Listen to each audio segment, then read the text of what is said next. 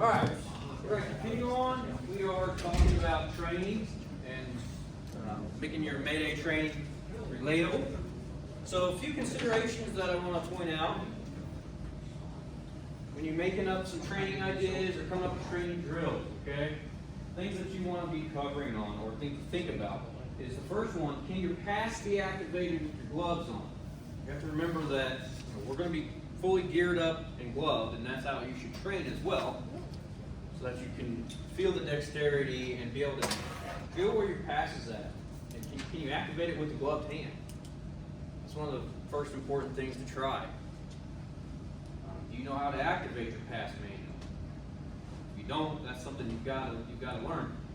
You may not have time to sit still for 30 seconds just for that thing to go off if you don't know how to activate it. Okay? So make sure you can activate it. Our guys, get familiar with these buttons because now we have a third button over here that's gray and won't do a dang thing unless you're trying to communicate with the RFID card reader device.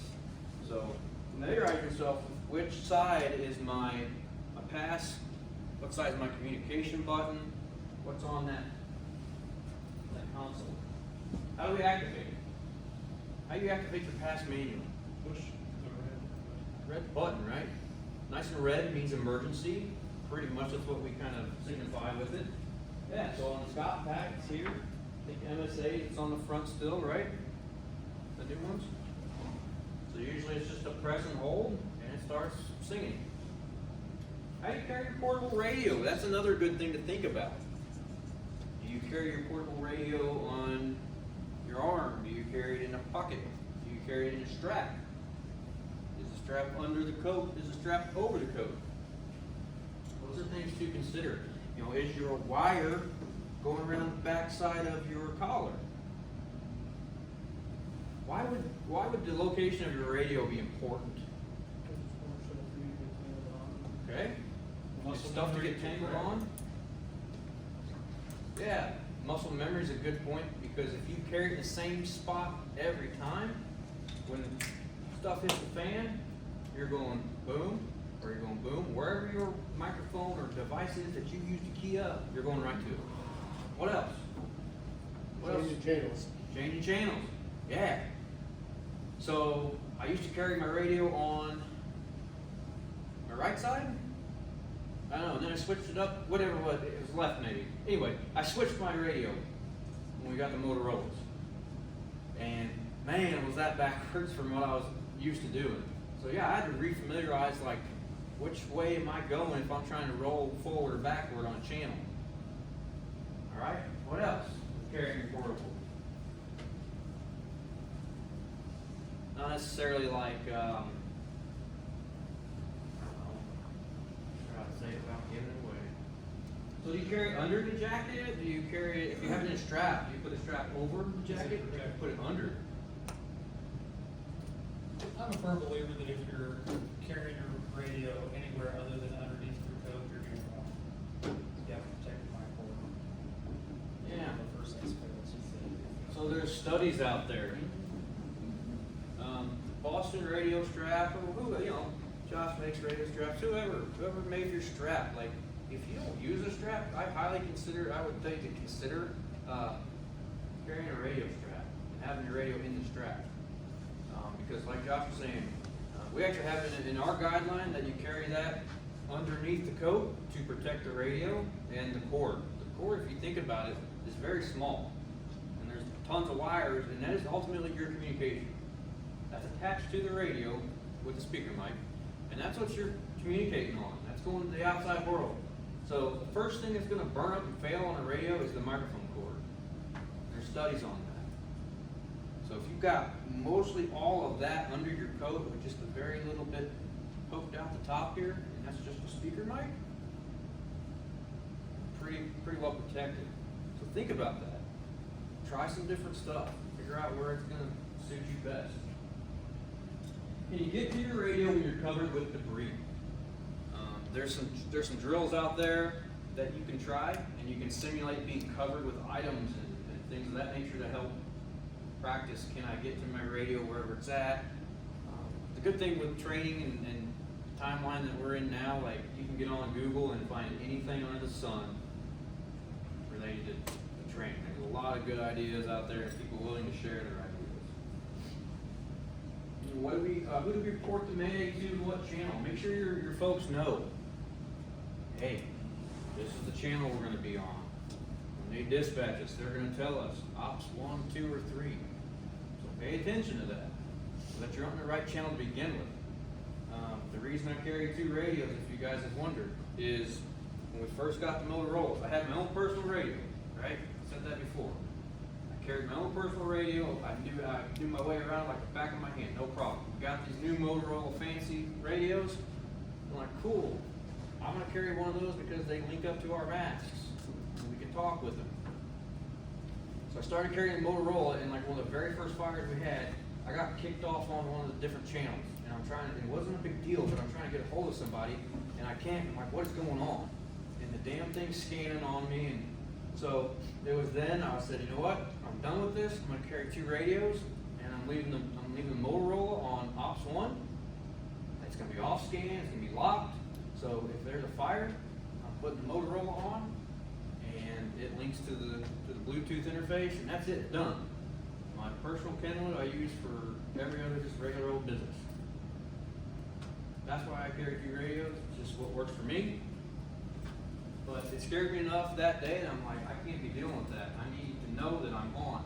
And that radio gets checked every single day at the beginning shift to make sure that it's still on Ops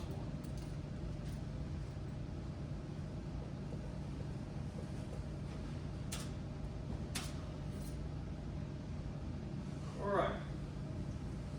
Summary. Calling the Mayday involves a system of radios and people. The entire system needs to be trained, drilled, and tested to make sure the equipment and personnel knowledge, skills, and ability all work together with 100% accuracy when a firefighter calls Mayday. The process needs to be undertaken because a firefighter's life depends on calling the Mayday. So when you go and do these drills, just be mindful of how the whole system is and the players for the system. You've got incident commanders, you've got firefighters, you've got a dispatch agency. Incorporate that into your training. Make somebody, okay, go to a private channel, use your radios. Okay, you're going to be dispatch. Okay, you're going to be the incident commander. You're going to be the firefighter calling the Mayday. Oh, and I need you to be a working crew that's in there with them. And draw up some scenarios. Create some scenarios. Have your people go through the motions and have everybody take a chance or have a chance and take a role in the system. Have everybody play a part. Because Colt's not always around, right? Colt may not be there to be the incident commander. Same for us. Our fire chief's not always around. He barely goes out of town, but when he does, guess what? Now we have to play that part. We don't get to play that part very often because he's always there. And he always takes command, and he just does it. So those are the times that we're tested. That's stuff that we could be testing on, and training on ourselves. Just doing instant command, running a Mayday.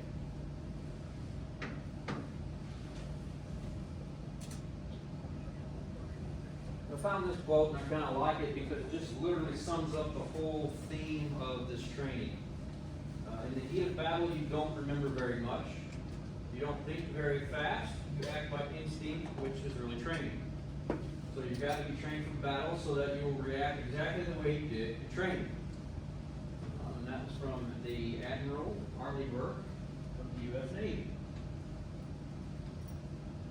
Questions, comments, or concerns at this point?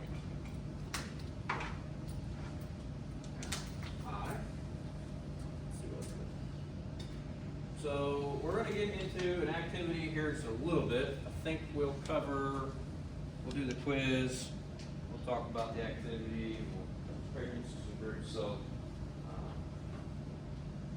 yeah, we're going to practice calling a Mayday based on a scenario that I've got for you. It's another required part of the course. So contact information's up there for me. If you want to jot it down, go right ahead. That's how you can get a hold of me if you got questions.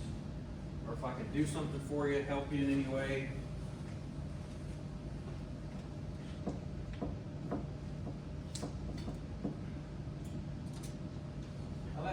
before we do this quiz, I do want to show you this video. Jimmy, you can let that thing play still. Guy bailing out of a window.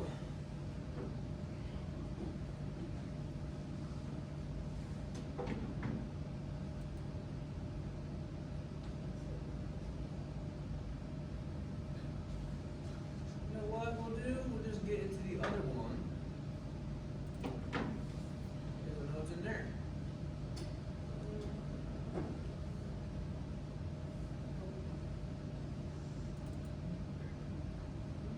I'll bring up this other one. I know it's got it in there.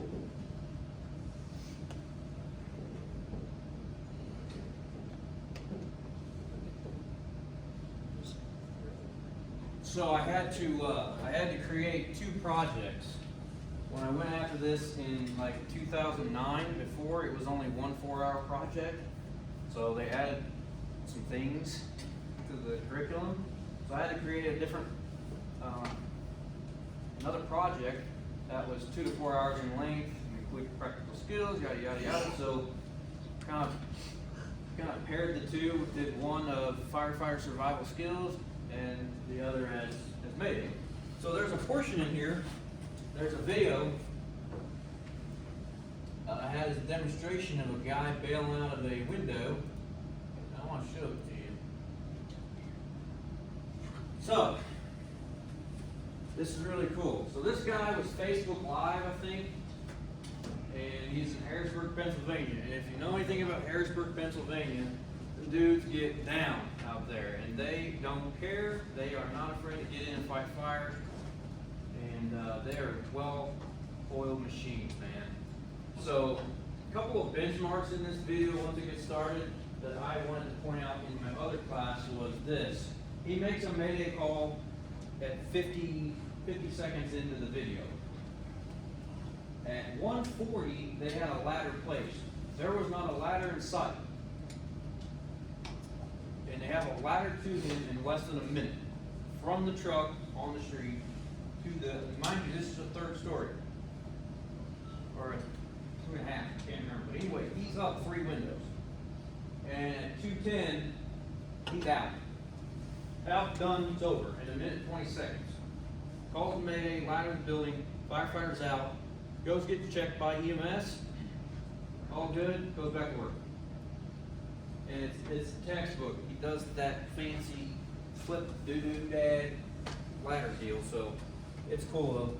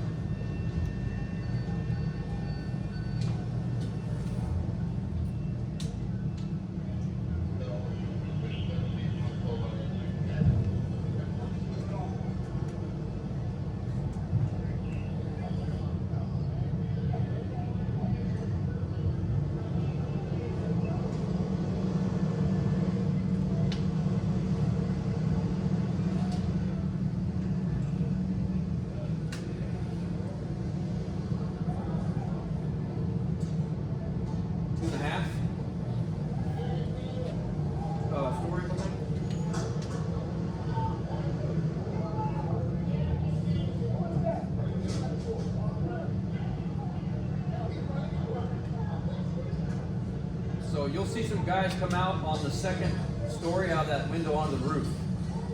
And the other guy's on the 3rd. He's still in there.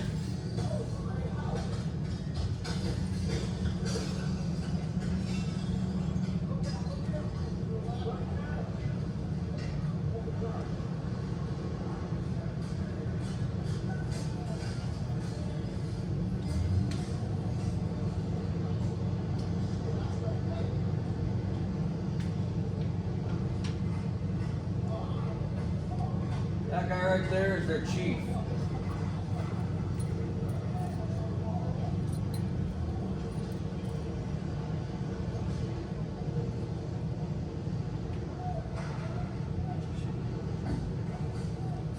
All right, here it comes. Head first. Stephen Perry.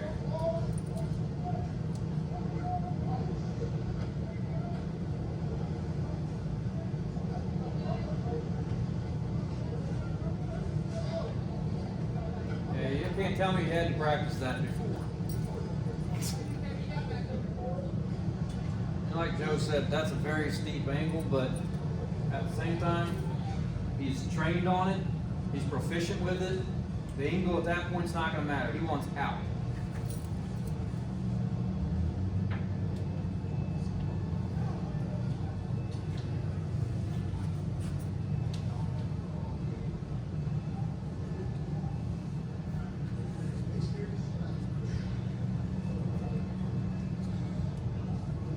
That's pretty much, you know, it in a nutshell. But what do you think? Dandy, huh? But it was because of his training, he practiced enough that when the time came, what a big deal.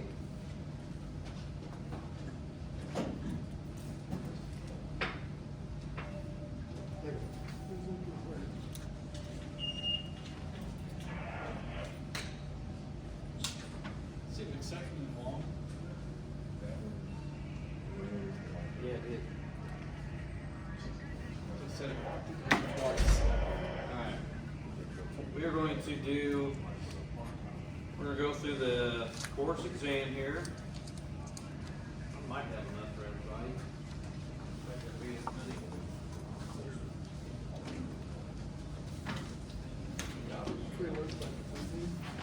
Ready to take it again? What is it? Do you need me to take it again? Yeah, sure. This is actually brand new stuff that I've created. We're in for the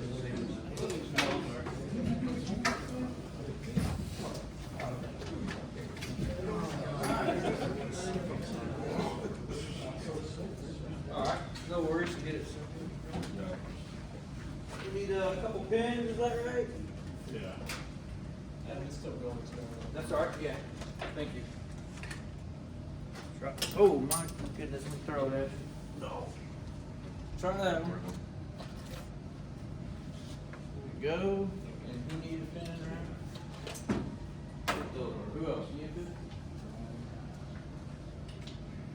You want to start already? Yeah, you can go ahead and start, and then, once everybody gets done, we'll kind of go through it together.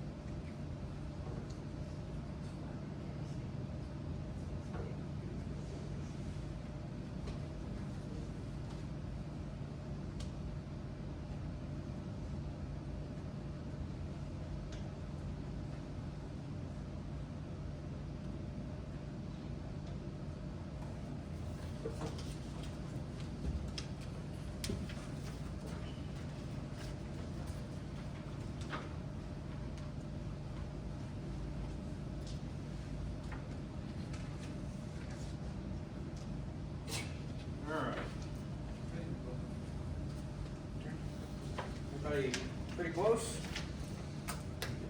Alright, let's go through it. You can just grade your own. Be fun to tell us. Here we go. Alright. So we'll start with number 1. So the N in the acronym LUNAR stands for what? Name. B, name, right? Okay. Next one, number 2, match each of the self-rescue methods with the corresponding action. So let's say the first one, exiting a structure via ladder device. D. D, ladder bailout. Okay. The next one, technique used for entanglement. C. C, swimming maneuver. Next, creating an opening in a solid wall. The wall breach. And lastly, obviously, we have configuring SCBA for reduced profiles. A harness. Number 3, after relaying Mayday information to the incident commander, firefighters should activate the blank device and a flashlight. PASS. Do we know what PASS stands for? No? Personal alert safety system. There you go. Personal Alert Safety System.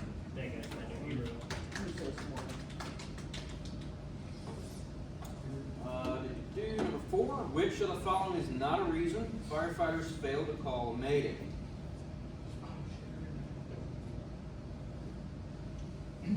Which is not a reason we fail to call a Mayday? D. Yeah, the PASS device did it for them. 5. What is a Mayday? C? Everybody pick C? International distress call signaling the need for help. Alright, number 6. We're breaking down the acronym LUNAR. So L stands for location. U, unit, N, name. What about the A? Assignment and air. And then R is the resources. Awesome.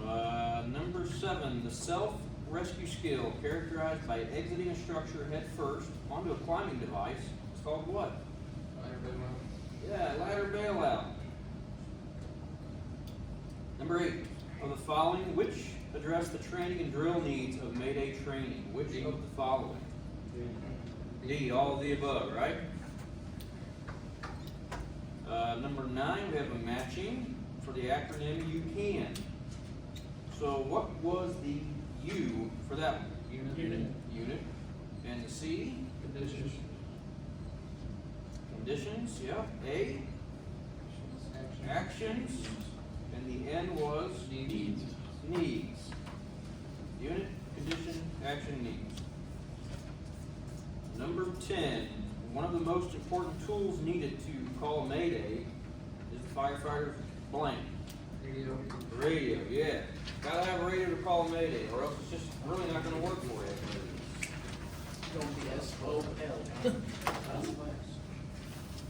Alright, pass them to the middle row if you can, please.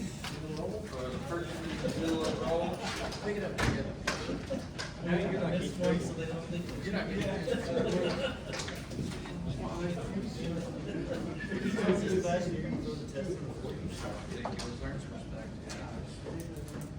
He's teasing Dave.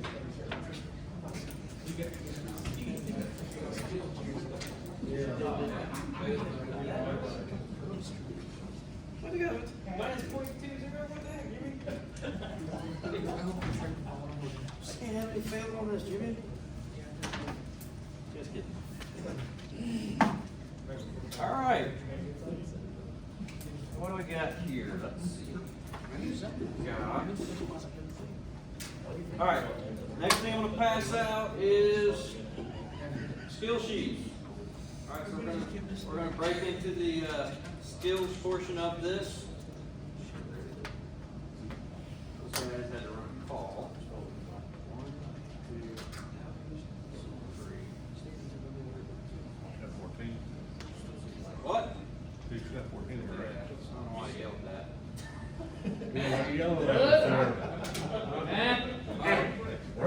Right, I need, okay, yeah, here, everybody needs a sheet. I'm rattled, yeah.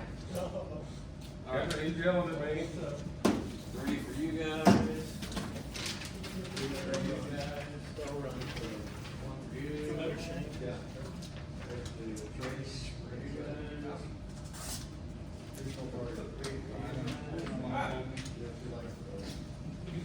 So, let's take a look at the skill sheet. At the top, you need to have your name there, please, where I can read it. What is your name?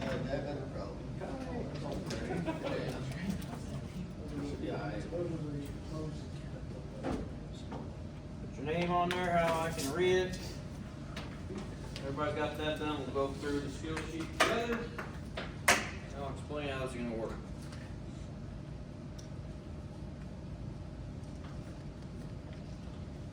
Alright, so, Mayday calling procedures. Skill objective. The student given a scenario that would warrant a call for Mayday. Required equipment and the use of full PPE should demonstrate the proper method for calling a Mayday. So, instructions and scenario. Instructor. Provide the students with a scenario sheet as included with the lesson plan. I've got those up here. Have a student review the scenario and complete the skill based off the information on the scenario sheet. Student wearing full PPE, SCBA with a pass device and equipped with a portable radio will perform a Mayday call. The student can either use LUNAR or UCAN acronyms. So you can use either one, LUNAR or UCAN. It doesn't matter which one. So we have number one, initiates the need for a Mayday call. These are the skills that you are being reviewed on or evaluated on. 2, calls Mayday using techniques described in the course. 3, awaits for a command to answer and provides adequate information based on LUNAR or UCAN. I'll be your incident commander. 4, activate pass device and flashlight if equipped. And 5, states the need for self-rescue attempt. Student must complete each task successfully without error to pass this skill. You'll be given 2 chances for successful completion.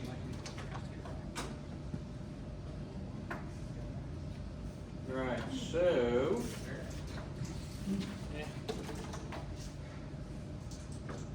you guys are going to be group 1. There's a skill sheet for each of you. So I will explain. We're going to do this kind of, we'll do this kind of together as a group. To Burnside, why don't you work with him? It'll be scenario sheet 6.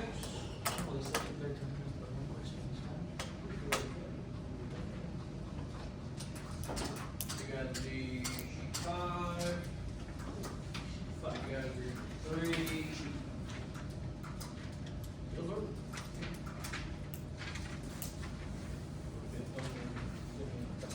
And 4 will be Alright, so each scenario is different. So within your group, you guys are going to take your information that's on this sheet and you're going to come up with your Mayday call. And if you want to write down in this blank what you would say or how you would call it, that'd be fine too. And then we'll go through them together when we get done. So we're going to take, I don't know, we'll take about 15 or 20 minutes and let you guys come up with your plan, your Mayday, get our equipment ready, yada yada yada, and then I'll bring the video back up and we'll do the skills part. So I'm going to shut that off right now. Another pen. Yeah, this one's the one that's the cooling.